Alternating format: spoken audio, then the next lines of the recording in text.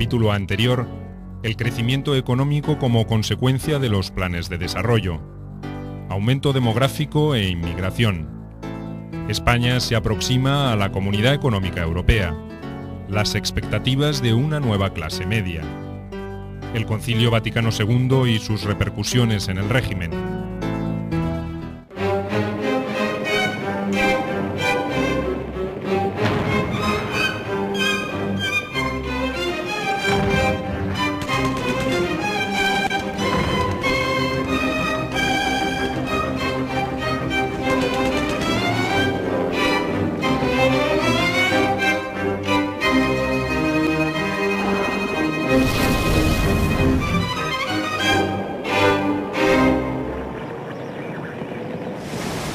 Turismo, información y censura.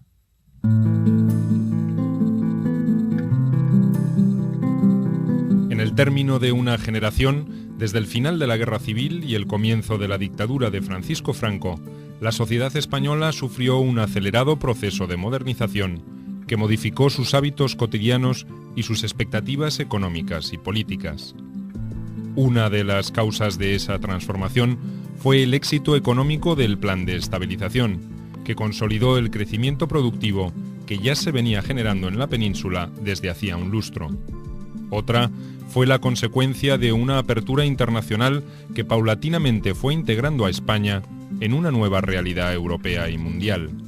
Los españoles que atravesaban las fronteras, impulsados por la necesidad laboral o profesional, retornaban con una perspectiva muy diferente a la que tenían cuando habían partido. El fenómeno turístico dejó también un rastro indeleble de costumbres, modas e innovaciones. La sociedad había cambiado, y dentro del régimen se intentaron algunos ajustes para satisfacer, aunque solo fuera en forma mínima, esos requerimientos. La eliminación de la censura de prensa fue, en ese sentido, un paso pequeño, pero que tendría insospechadas consecuencias. Estaba clarísimo que la sociedad española estaba por delante de la estructura política, eso era una evidencia. Porque había gente muy clásica, muy conservadora, con miedo, porque claro, la gente que había vivido la experiencia de los partidos ante la República y durante aquellos años, pues claro, no quería volver a oír hablar de aquello, porque consideraba que aquello había sido la causa de todas las ruinas, ¿no? Pero nosotros estábamos en otra mentalidad, porque bueno, si Italia podía ser democracia y Francia podía ser democracia, ¿por qué no lo iba a poder ser España, ¿no? Entonces, Francia e Italia tenían una historia mucho más democrática que la española, pero los españoles estaban en una madurez que yo creo que es consecuencia de los años de seriedad, de estudio, de disciplina, de trabajo y de desarrollo, de turismo, de todo eso.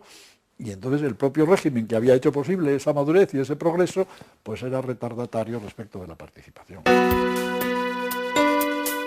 La velocidad de ese cambio, de alguna manera, también estaba vinculada a la naturaleza de la dictadura personal de Franco, quien nunca demostró interés por plasmar desde el poder un sistema de ideas capaz de modificar profundamente la realidad de la sociedad que dirigía y controlaba.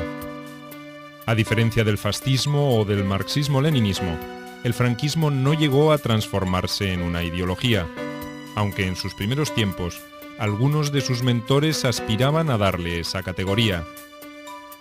Uno de los principales ejemplos que demostró que ese fue el objetivo de algunos había sido la sanción de la ley de prensa en abril de 1938. Aunque nunca lo admitió abiertamente, quedan pocas dudas de que Ramón Serrano Suñer tuvo una participación decisiva en la elaboración de una legislación que tendría una vigencia casi similar a las normas represivas del régimen, sancionadas en esa misma época. Perduró hasta la promulgación de la Ley Fraga en 1966, aunque para entonces su aplicación se había suavizado. Él era responsable, hasta que cayó en desgracia, él era responsable de todo el aparato de propaganda y periodístico, que en aquel momento era muy difícil de diferenciar, dónde acababa la propaganda y dónde empezaba el periodismo, que ya digo, el periodismo en buen sentido no existía, ¿no?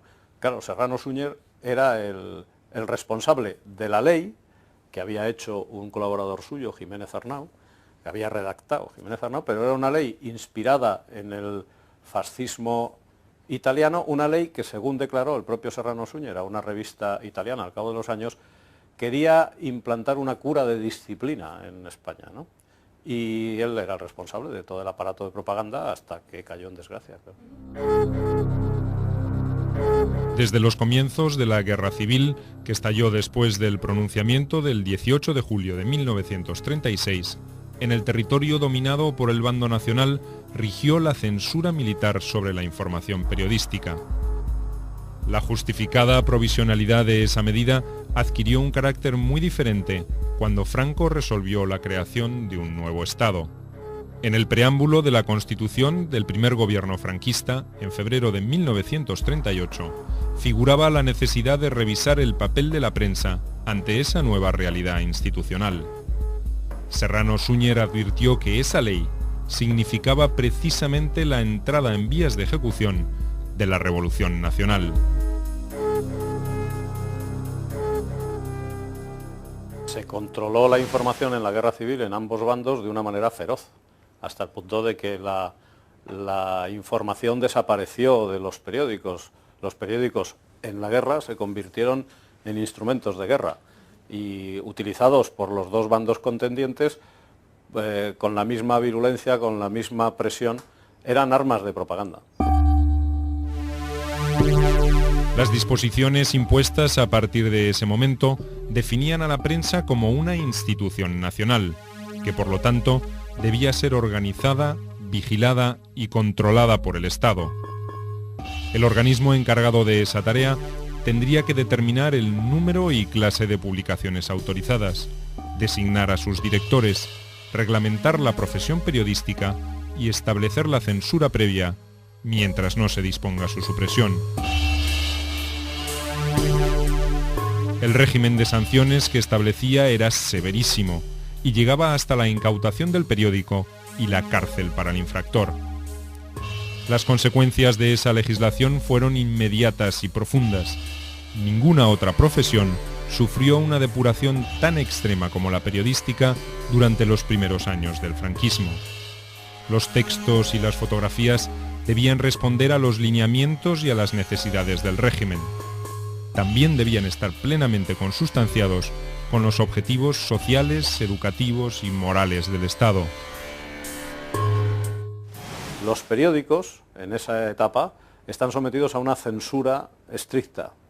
Los periódicos están sometidos a la vigilancia constante del poder político, antes de la aplicación de la censura cada día, y es que el poder político emite una serie de instrucciones que en aquel momento se llaman consignas, con un nombre de raigambre militar, donde se les dice a los periódicos lo que deben hacer, cómo deben tratar cada tema. Por ejemplo, ese periódico debe publicar el discurso del caudillo en primera página a 4 columnas resaltando tal aspecto del discurso, o bien diciéndoles cómo debían escribir los editoriales. Ese periódico publicará mañana un editorial glosando tal asunto en el que destaque esto, esto y esto, y entonces el periódico debía cumplir esa instrucción y escribir, y además, según decían las normas, con el máximo entusiasmo escribir lo que se le mandaba, ¿no? Aunque Franco aseguraría irónicamente que no conozco nada más tonto que un censor, los funcionarios encargados de esta tarea tendían a cumplirla con celo excesivo, y en no pocas ocasiones eran víctimas de las intrigas políticas originadas dentro del franquismo. Durante su vigencia como hombre fuerte del gobierno, Serrano Suñer hizo uso y abuso de su poder sobre los medios de comunicación en su propio beneficio. Al mismo tiempo, las publicaciones de la Falange, como el diario Arriba, gozaron de mayor margen de maniobra y hasta de cierta impunidad para criticar a otras familias del régimen, un privilegio que conservaron aun cuando el poder político de esa organización ya había disminuido. No eran muy listos, no, pues eran gente de diversa condición. Había incluso un cuerpo oficial de censores. Es decir, vamos a ver, eso dependía. La censura nace como una censura militar en tiempo de guerra. O sea, la censura, los primeros que ejercen la censura eran los militares. Eso luego pasó durante un tiempo al partido, a lo que era la Falange, que era el partido. un partido único, y ahí pues ya empezaron, y entonces ahí pues eran gente de diversa condición, había censores casi profesionales, había también censores que compatibilizaban con otras cosas, periodistas a lo mejor pues no de mucho éxito, o de escaso o de nulo éxito, a lo mejor pues un maestro, algunos militares que hacían jornadas suplementarias, gente, no más que tontos, era una gente pues de alguna manera pues un poco siniestra, o sea, vivían en un mundo, pues, porque ellos también estaban muy asustados, pues claro, ellos tampoco lo podían censurar todo, porque entonces se llegaría a que los periódicos salieran en blanco. El gobierno era el que decía qué periódicos podían existir o no. Y para crear un periódico había que obtener un permiso del gobierno. Y era el gobierno el que podía expulsar a un periódico del mercado simplemente borrándole de lo que se llamaba el registro de empresas periodísticas. Se le borraba del registro y ya no podía emitir no podía editar un periódico. Es decir, que antes de llegar a la sanción de la multa y cualquier otra, había tal método de coerción que era muy difícil que nadie se saltara esas normas. Y por otro lado, los periodistas, desde los orígenes del franquismo, estaban formados en la ideología franquista. Para entrar en la escuela de periodismo había que jurar fidelidad al régimen, y para ejercer el periodismo había que figurar en lo que se llamaba registro oficial de periodistas, sin lo cual no se podía ejercer la profesión. Y el ingresar en el registro oficial de periodistas durante la primera mitad del franquismo era una decisión política. El número 1 del registro oficial de periodistas era Francisco Franco Bahamonde y el número 2 era Ramón Serrano Súñer, con lo cual era una relación política, de control político de los periodistas. La consolidación política del régimen, una vez superado el crítico periodo de aislamiento internacional, favoreció un proceso de menor rigidez en los controles, aunque estos siguieron vigentes. La prensa oficial mantuvo el carácter anodino en el tratamiento de la información, matizado con una permanente y pomposa exaltación de la figura del caudillo y su obra. La diferencia, en todo caso, comenzó a marcarse en publicaciones culturales donde escritores falangistas como Dionisio Ridruejo, Pedro Laín Entralgo y Antonio Tobar dejaron impresas sus primeras disidencias. La Iglesia también presionó durante la década del 50 para eliminar restricciones que, a su juicio, impedían la adecuada difusión y circulación de sus medios de prensa de contenido doctrinario.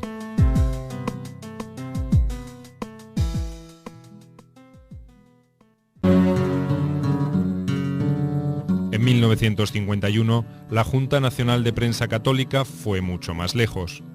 Impulsó un proyecto que abolía la censura y otorgaba un amplio margen de libertad para la prensa. El ministro de Información y Turismo, Gabriel Arias Salgado, católico y falangista, se encargó de que la iniciativa naufragara. Arias Salgado era contrario a cualquier cambio extremo de lo que denominaba la doctrina española de la información. Esa doctrina no era otra cosa que un leve retoque cosmético a las restricciones de la ley de 1938 y una clara justificación de la censura, aunque con menos vehemencia que en el pasado. Era la monarquía, ¿no? Entonces, una preocupación, cuento esto por una anécdota, porque por otra parte éramos amigos, ¿no? El ministro y yo, ¿no? Habíamos almorzado juntos, pero claro, había cosas que dice, claro, es que no llamarle príncipe, ¿no? Porque claro, en España el príncipe no hay más que uno, que es el hijo del rey. Entonces, si este es príncipe, esto indica... Entonces, ¿por qué no le pones infante? Y digo, ¿por qué no lo es? Le dije yo al ministro. Entonces llegamos a la solución que era, tenía 13 o 14 años el príncipe, ¿no? Luego llegamos a la solución de poner don Juan Carlos. Ni príncipe ni infante, ¿no?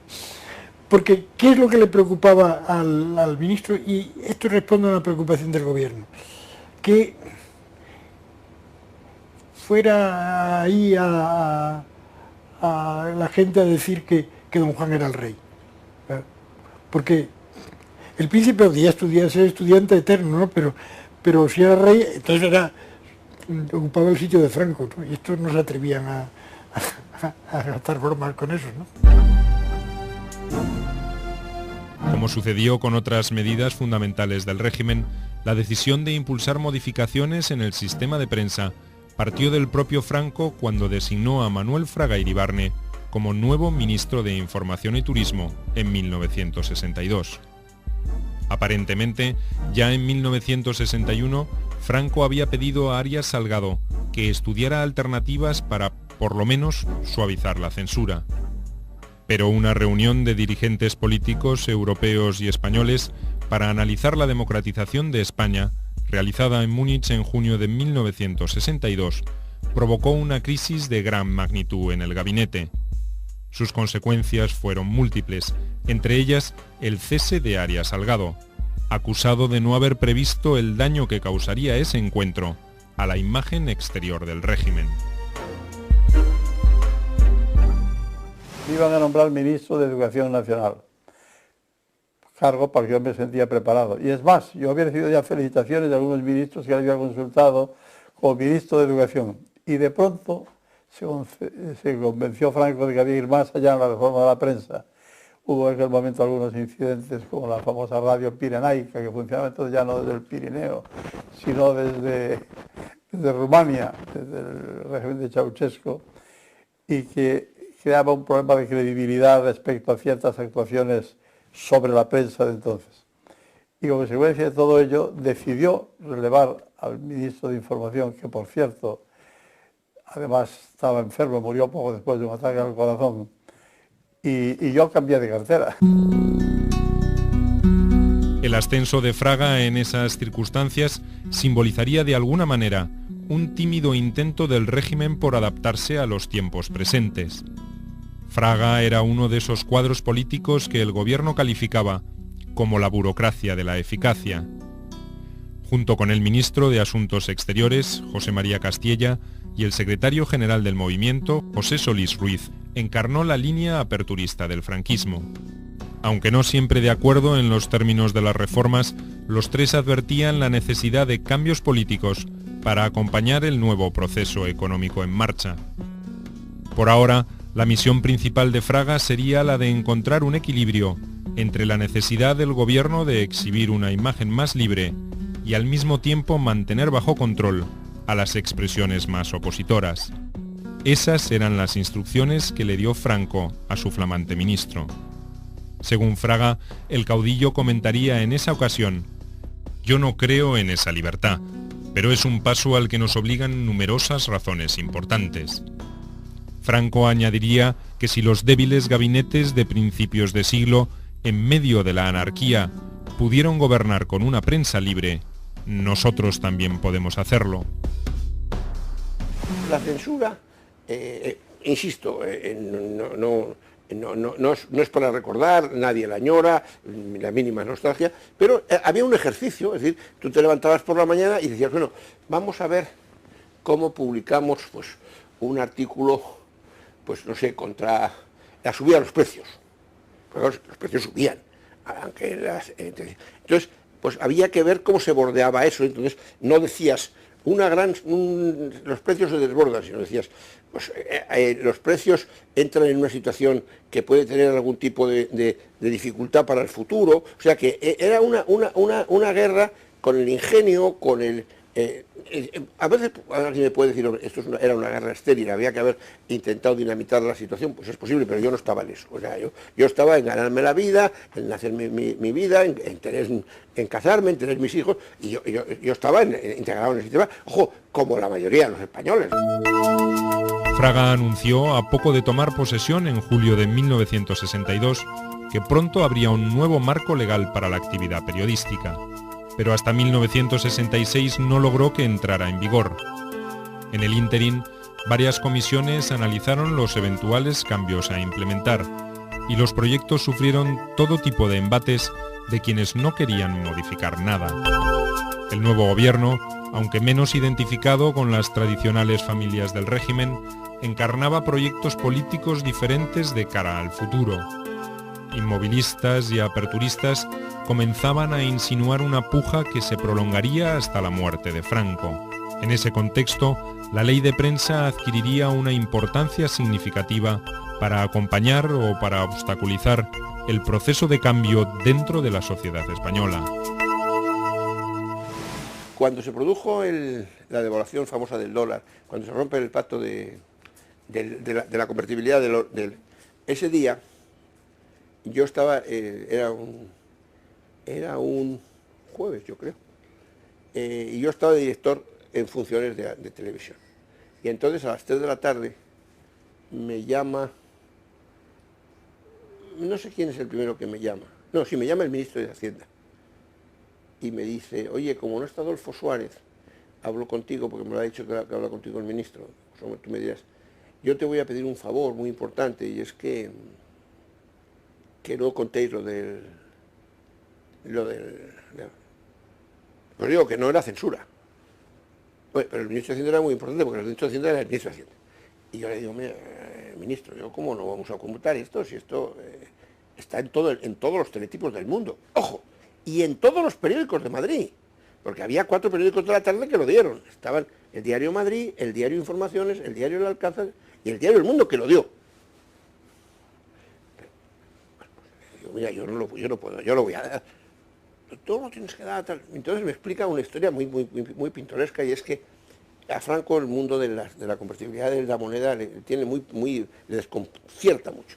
Y que lo que quería al día siguiente, que él iba a ir a la Coruña a explicárselo lo que había pasado. Porque si no por la televisión, que era lo que él veía, porque los proyectos no les veía, le iba a conmocionar. Digo, sí, pero a mí eso me parece muy bien, pero yo no puedo hacer el ridículo de esa manera. ¿Cómo voy a pasar yo la historia? Lo cuento con todos los libros, no es ninguna originalidad. Dice, mira, bueno, entonces yo le dije que no, al cabo de 10 minutos me llama el ministro, me dice que no, y al cabo de 1 hora me llama el propio Adolfo Suárez, que es la persona que yo reportaba, y me dice, mira, Luis Ángel, eso que quieren, esto es un disparate, esto es una barbaridad, esto es una burrada, pero mira, me lo han pedido. Digo, bueno, si me lo dices tú, digo, seguramente mañana te presento la dimisión, mañana te presento la dimisión. Y yo la tenía pensado, digo, mañana me voy y punto, y por lo menos pues me voy rigurosamente. Bueno, y todo aquello estaba totalmente ordenado.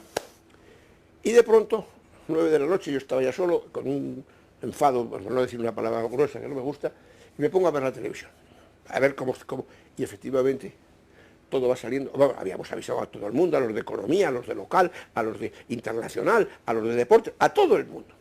Me pongo a ver la televisión y ya cuando acaba sale el hombre del tiempo.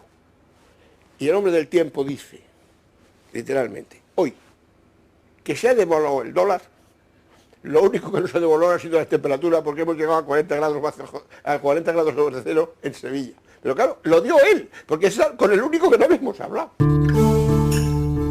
Fraga se movió con cautela extrema para evitar conflictos irreparables con el sector más conservador del franquismo. Su prudencia tuvo resultados contradictorios. La simpatía que había despertado su imagen liberal en medios intelectuales españoles se empañó en 1963, cuando rechazó la petición de que se abriese una investigación por supuestas torturas a mineros en huelga. Pero a su vez, su actitud más flexible permitió la consolidación definitiva de Cuadernos para el Diálogo. Esa revista, fundada por católicos progresistas, encabezados por Joaquín Ruiz Jiménez, tendría un papel decisivo en la formación del pensamiento político español en la década del 70. Y estos mismos católicos, al final, ya en los años 70, pues los aires del concilio y también de viajar y ver lo que ocurre en otros países, van metiendo la semilla de la democratización y de las libertades y de los partidos políticos basados en el concilio, una interpretación del Evangelio muy al día, digamos, ¿no? Y es un poco el progresismo católico que tiene Ruiz Jiménez y la revista Cuadernos para el Diálogo, que fue muy influyente. Su prestigio dentro del gobierno, en tanto, subió gracias a la intensa campaña propagandística que precedió la celebración de los 25 años de paz del régimen en 1964. Fraga y su equipo lograron presentar al mundo una imagen diferente del caudillo, que otorgó un nuevo perdón general para los delitos políticos más leves.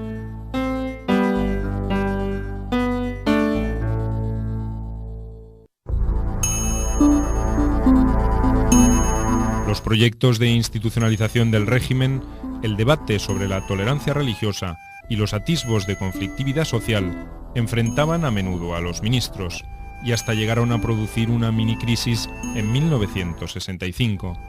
Pero pese a estas dificultades, el primer borrador de ley de prensa estuvo listo en 1964.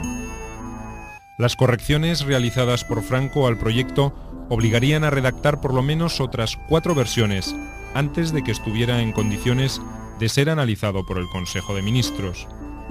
En todos los casos, las observaciones demostraban la preocupación del caudillo por la eventual influencia perniciosa de los medios sobre la opinión pública. También remarcaban la necesidad de dejar en claro la responsabilidad del editor y las sanciones que podrían aplicarse en caso de violación de los límites establecidos. La ley, finalmente aprobada en marzo de 1966, no era un prodigio de libertad, pero resultó un importante avance sobre la anterior. Se suprimía la censura y se establecía un procedimiento de consulta voluntaria al que el editor podía apelar para salvar su responsabilidad. Los márgenes de maniobra eran considerablemente estrechos.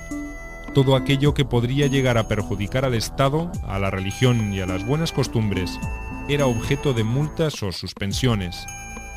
A cambio, las empresas podían elegir libremente a sus directores sin la supervisión del gobierno, como había ocurrido hasta entonces.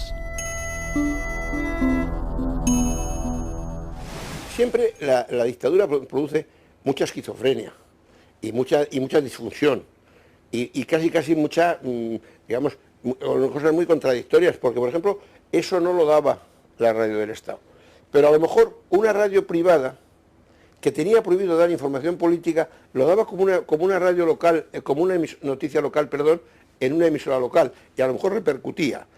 Los periódicos se atrevían más y los periódicos privados sí lo daban, con lo cual te podías encontrar con que hechos muy concretos, los oyentes de la radio del Estado no se enteraban, y esa era, por ejemplo, una de las armas que nosotros empleábamos en la radio del Estado de cara al poder. Hombre, dejarnos dar esto, porque si no lo van a dar nosotros, vamos a intentar. Lo que pasa es que eso era una dialéctica trabajosa, aburrida, bastante infecunda.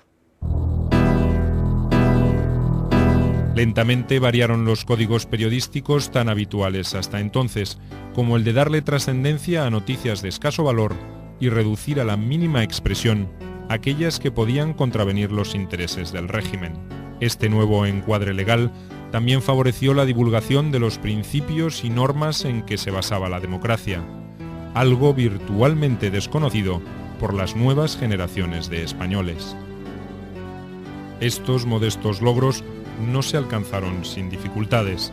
La reforma al Código Penal de 1967 y la Ley de Secretos Oficiales agregaron nuevos condicionantes a la actividad periodística. En 1966 hubo 22 sanciones, resueltas todas con multas, y en los años siguientes esa cifra se quintuplicó. El régimen mantenía la presión sobre los medios, y algunos ministros, como el de la Gobernación, Camilo Alonso Vega, nunca demostraron simpatía alguna por esa apertura. Laureano López Rodó, que había ayudado a Fraga en los trámites finales de sanción del nuevo sistema, sostuvo que con la nueva ley el gobierno se sentaba perpetuamente en el banquillo. Venían de algunos sectores, pues hemos visto la Gobernación, el antes citado Alonso Vega, pues no era un entusiasta de la idea, siendo una persona sumamente comprensiva y sumamente inteligente, y que había tenido un gran papel como director general de Guardia Civil en la supresión de los maquis, etc. Pero que efectivamente era hombre de ideas más bien, como bien me había dicho Franco, está viejo, ¿no?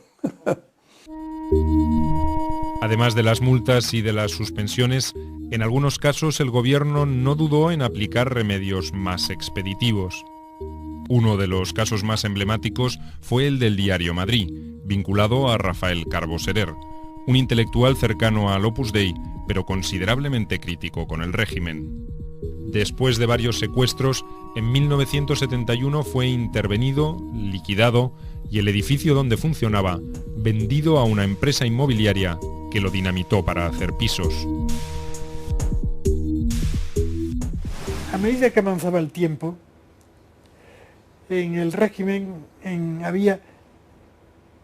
crecía un cierto nerviosismo, ¿no? Es decir, Fraga representa un aperturismo, ¿no? Limitado y mínimo. Pero entonces, después de Fraga viene, bueno, está bien la apertura económica, pero la política hay que andar con mucho cuidado, ¿no? Y entonces el Madrid era era una molestia, ¿no? Entonces buscaron un pretexto absurdo que fue que había unas acciones del Madrid que eran de una sociedad que no estaba suficientemente registrada en el ministerio, etc. Pero en ese momento ofrecen una negociación, el mismo ministerio, ¿no? Que es, bueno, si negociamos el director podéis seguir. Con todo, el poder de los medios y la difusión de puntos de vista cada vez más independientes en relación a los oficiales se fue consolidando. El incremento de la oposición durante el tardofranquismo se reflejó en forma sistemática en las publicaciones, y lo mismo ocurrió con otras modas y costumbres propias de la modernización de la sociedad española. El destape sexual y la exaltación del consumo comenzaron a competir por el espacio central de los diarios con las noticias políticas nacionales e internacionales. Incluso las internas de gobierno se filtraron en algunos casos por los discretos muros del Palacio del Pardo para llegar a las páginas de los periódicos impulsadas por ministros interesados en que se difundieran. Al Pardo llegan muchas quejas por lo que en la prensa se está diciendo. Desde la prensa falangista se está diciendo que existe una corrupción fuerte en España. Se está diciendo que la corrupción fuerte en España es culpa de los tecnócratas. Sacan a relucir el nombre de López Rodó, que digamos que es el número 3 del régimen. Y sacan asociado a López Rodó a Carrero Blanco, que es el número 2 del régimen. La libertad de prensa, que no existe para el antifranquismo, se permite para algunos franquistas, pero eso hace muchísimo daño al régimen. Los sinsabores de Fraga para evitar que los medios excedieran los límites previstos en la ley de prensa y justificaran los ataques de sus enemigos, fueron compensados con otros éxitos de su gestión.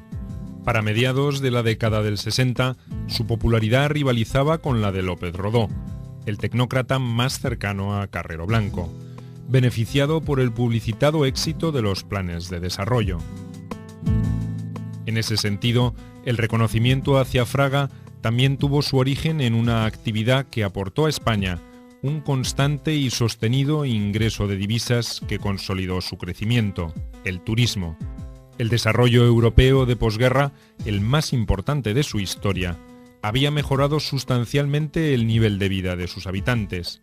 Un poder adquisitivo más elevado y mejores medios de transporte popularizaron la visita a los lugares de veraneo, una costumbre antes reservadas solo a las clases más acomodadas. Lo cierto es que los franceses, los románticos, se habían hecho de gran publicidad de España, y la cuestión de convertir todo eso en un atractivo para lo que ya no era el turismo de élite, sino el turismo de masas, que fue lo que yo comprendí perfectamente, y salió perfectamente. Y en poco tiempo los crecimientos fueron impresionantes. Se crearon escuelas de turismo, por supuesto, se crearon todas las cosas necesarias, y como es natural, pues ese fue un gran triunfo, porque se convirtió muy pronto en el 11% del PIB. El turismo de las primeras décadas del siglo XX solo había llegado a San Sebastián y a la Costa Brava. La masificación de esa actividad a partir de 1950 beneficiaría también a otras regiones del país. En 1951, alrededor de 670.000 extranjeros arribaron a España. 10 años después, superarían los 6 millones, y para 1970 esa cifra ya ascendía a 24 millones de personas. 1,5 millones eran americanos, 9 millones provenían de Francia, 2 millones de Alemania y un número similar de Gran Bretaña. Mallorca y Canarias primero, y luego Costa Dorada, Costa del Azahar, Costa Blanca y Costa del Sol concentrarían el 80% de la demanda estival. Madrid, las ciudades andaluzas y otras emblemáticas como Toledo, Salamanca y Santiago de Compostela también lograrían captar la atención de los turistas gracias a su importante patrimonio cultural. Los años 60 son los años en los que en los países europeos se genera una sociedad de bienestar, una de cuyas facetas más importantes es la de las vacaciones pagadas. Los trabajadores europeos disponían de un permiso, de un tiempo libre de descanso, de vacaciones remuneradas, y España se convirtió en un lugar que se hizo clásico del turismo europeo. Esto significaba impulso a la economía, ingreso de divisas, posibilidades de crear empleo en el sector turístico en España. España era un destino exótico, soleado y sobre todo barato para oleadas de turistas jóvenes atraídos, según una definición de la época, por las 3 S's: Sun, Sand and Sex, sol, playa y sexo. Pero más allá de estos motivos reales o supuestos, las autoridades españolas supieron sacar un buen partido del fenómeno. Además de promocionar el clima, la tranquilidad y la seguridad, el Ministerio de Información y Turismo puso el acento en el variado y pintoresco folclore español. Toros, flamenco, paellas y sanfermines fueron los argumentos centrales de los folletos oficiales editados en esa época. Incluso, frente a las voces de alarma de algunos dignatarios eclesiásticos que profetizaban la disolución de las costumbres españolas por culpa de esos extranjeros, Fraga supo encontrar fundamentos acordes a la doctrina franquista. El turismo ha permitido a una masa cada vez mayor de europeos el conocimiento directo de la realidad española, muy diferente de las imágenes tendenciosas con que la representaba en sus propias patrias gran parte de los medios de opinión. Escribió en 1964. Esa publicidad directa, las inversiones nacionales e internacionales en infraestructura y la lluvia de dólares fueron los efectos positivos del turismo que el dinámico ministro no dudó en defender a capa y espada, a veces hasta con actitudes algo insólitas frente a la tradicional pacatería franquista. En enero de 1966, 2 aviones militares estadounidenses chocaron en el aire frente a la playa de Palomares. 4 bombas de hidrógeno cayeron en la zona y una de ellas se perdió en el mar tardando en ser rescatada.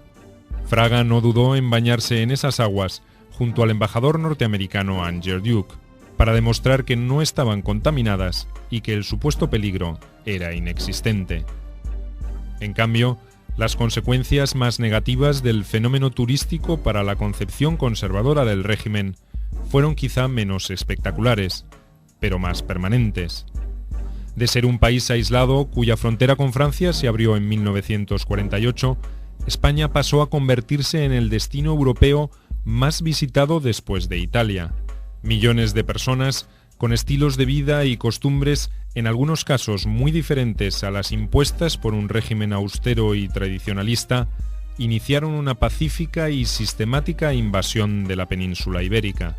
El contacto con esos extranjeros generó imitación, modas cada vez más audaces y sobre todo una apertura mental que complementó la modernización producida por el desarrollo económico. La extranjera, en bikini, hermosa, rubia muchas veces, se considera sueca, sea de donde sea, es la sueca. Y el español lo que quiere es ligar. El español que está sexualmente reprimido, con demasiadas misas y demasiados rezos que ha tenido, lo que quiere es ligar. Entonces liga con esta gente, que es mucho más fácil. Es mucho más fácil llevarse a la cama a una chica extranjera que a una chica española. Y luego la chica extranjera, por lo general, incluso parece más apetitosa, se viste mejor, enseña más. Perdón. Entonces, ¿qué ocurre? Las chicas españolas que se ven desatendidas. Incluso se dan casos de que cuando llega el verano los novios riñen con las novias, se pelean, para estar libres durante el verano y poder dedicarse a ligar con las suecas. Y cuando ya pasa el verano y las extranjeras han vuelto a sus países, se reconcilian y continúa el noviazgo. Eso es bastante frecuente, ¿no? Entonces las chicas españolas se dan cuenta de que se tienen que poner a la altura de las demás y realmente hicieron un esfuerzo y se pusieron a la altura de las demás. No solo bikinis, rock, deseos de divertirse y dólares trajeron los extranjeros. Con ellos también se fortalecieron los ideales de convivencia, de disidencia y de participación que las nuevas generaciones españolas adoptaron con avidez y con naturalidad. España es diferente, rezaba el eslogan oficial ideado para atraer turistas, una consigna con la que el régimen pretendía justificar su vigencia. El problema era que los españoles querían ser cada vez más parecidos a sus vecinos europeos y tener un sistema político democrático similar al de los americanos.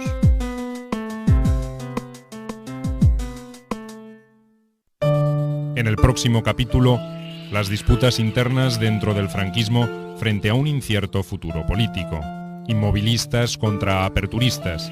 El caso Matesa, la última batalla del falangismo. El crecimiento de las variantes opositoras al franquismo. Guinea o el fin del imperio.